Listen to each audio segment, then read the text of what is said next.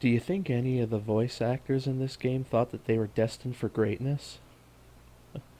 You know, I gotta say that the guys doing the voice acting in this game, the ladies and stuff like that, all of them, uh, I can imagine myself having a lot of fun doing voice acting like the way they did for a game like this. You know, this game was actually a whole lot more than I remember. I thought that it would just basically be like, a 20-minute to half hour long kind of arcade experience where you just run through and start, just mowing down just endless waves and waves and waves of bad guys just coming at you and everything, right? But no, actually, it's actually pretty substantial. The cutscenes, it actually tells a pretty solid narrative, honestly. And it looks like this is one of the better translation efforts that existed for this system, especially at the time.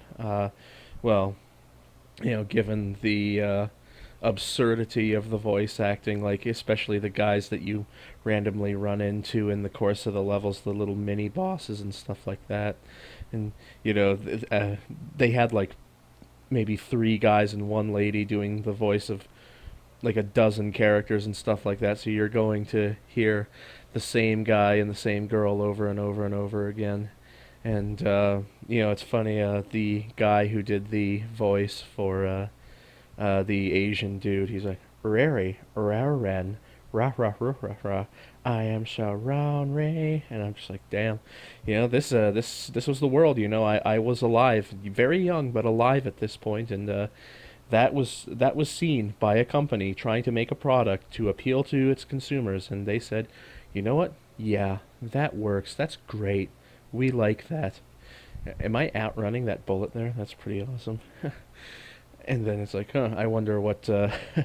I think I'm not sure if the tank talks to you, honestly, or maybe somebody in the tank, right?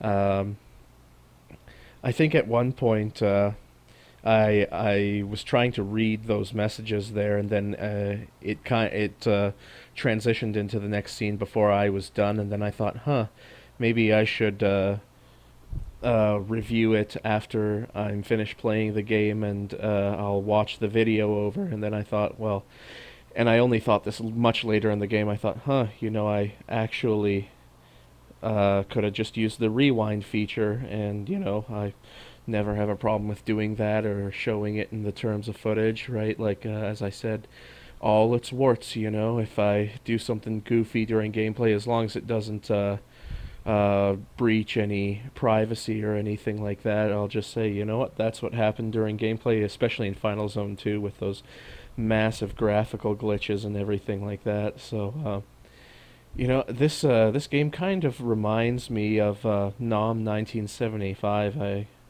just don't. It's kind of got the same sort of general setting. A random guy Kazama, that's his name. Hey guy, you better not come after me. I'm gonna hurt you. That guy kind of sounds like the Tourette's guy's son in those old YouTube videos. I haven't seen that in a while. I think maybe he did a video like a couple years ago at Christmas, or maybe he's got new stuff there. But no, I haven't visited that channel in a while. But yeah, no, this I would have to say that this flamethrower thing here is probably the most useful weapon in the entire game. Everything, well, sometimes the homing missiles are pretty good, but it just basically bombards you with a bunch of hissing, crackling, electronic PCM explosion noises, which can really just set your eardrums on fire, sort of thing. So a lot of the times I would just use the flamethrower there. And when I saw the cutscene when the president was being captured, I honestly thought that that was that other dude with the sunglasses, and that they had just simply fallen off of his face. But no, that was supposed to be the president. And this is as I've said, a bit of a complaint that I have with certain animation styles in anime, and it's that the characters look rather similar to the point where, like if they were, as I said, with the guy with the sunglasses versus the president, if they didn't have like those certain distinguishing features to them, then the character models would look identical. The character, their faces and everything would look positively identical.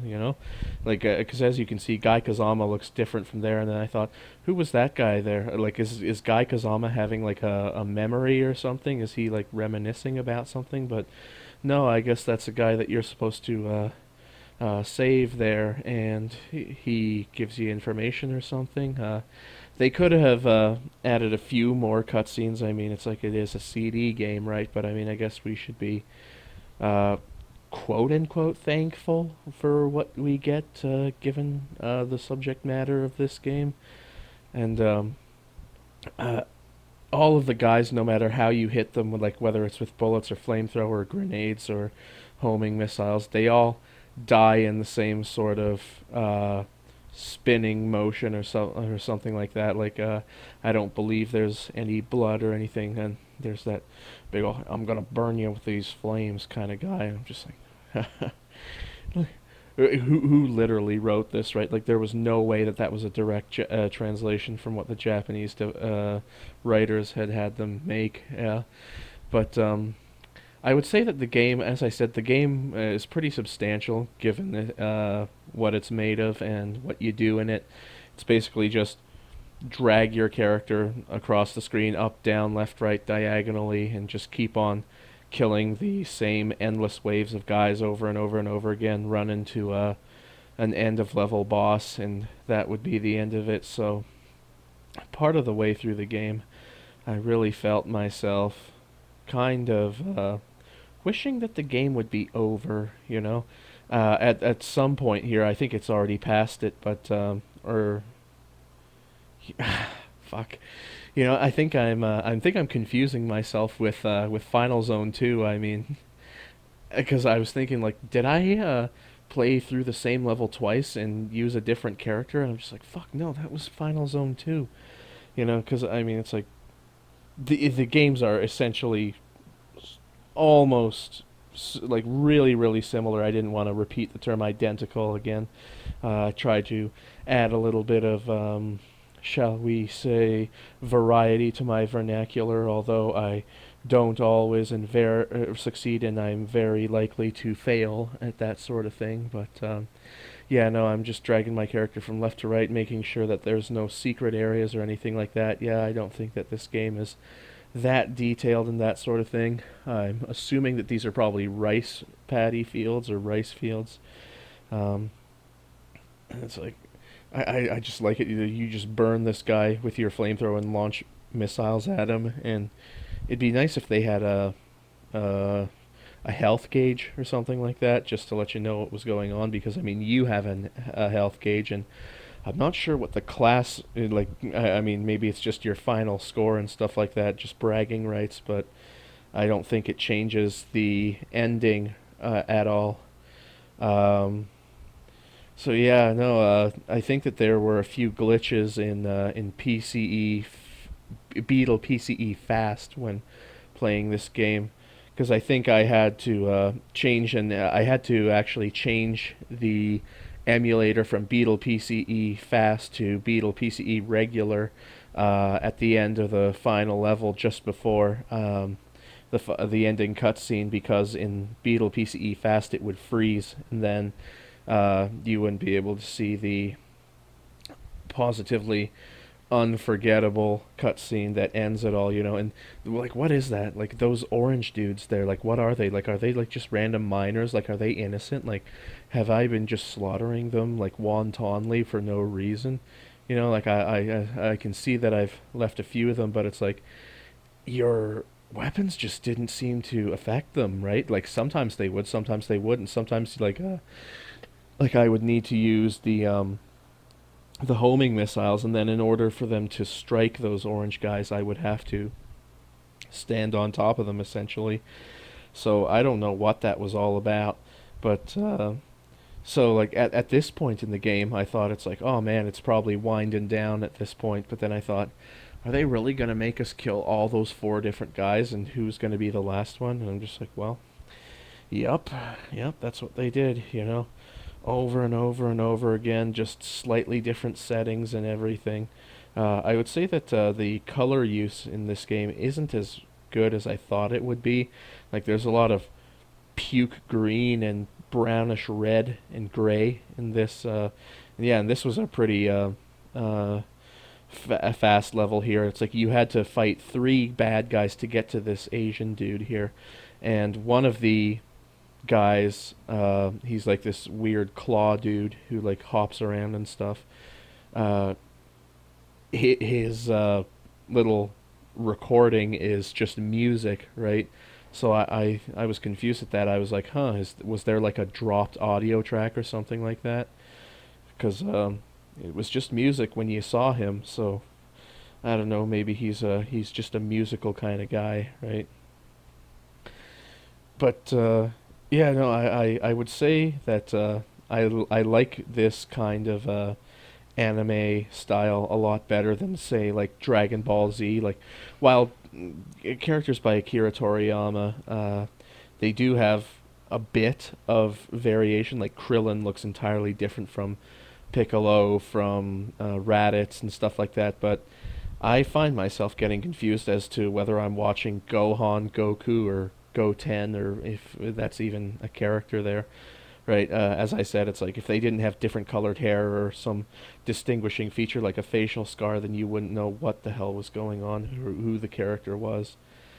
And this guy, he seems to have a power that you have, which is those little shield things that would kind of fly around you. And now it's this guy. He turns out to be the big bad guy, and he turns out to be an android or something like a Terminator or something, though he's a whole lot weaker and a whole lot more impotent and stuff like that. And now, I don't know where you're necessarily supposed to be right now, because you were on a ship, like an ocean-going ship, I think, right? Or did we just come from the place in China or whatever it was? So I don't know if we're on the moon right now, if that's what that's saying, because at one point you, without a space suit, go outside, if that makes sense.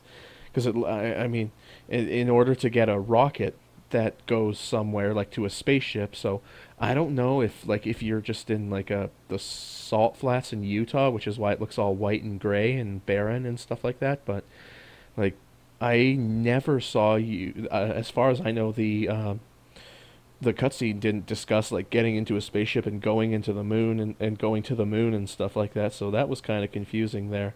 Um, and so like and they say that this is the weapons factory and stuff like that. So like he's got to transport all of this stuff from the moon down to Earth. Like, that's got to be prohibitively expensive, right? So yeah, and then whoever these three guys are, and yeah, that's it actually makes pretty good use of the turbo switches for that. So if you just want to fire in one direction and move around while you're doing it, or if you want to move around while firing in all directions that you're facing, that's actually pretty good. And it's like, where are you now, right? Like, the sewers on the moon or something?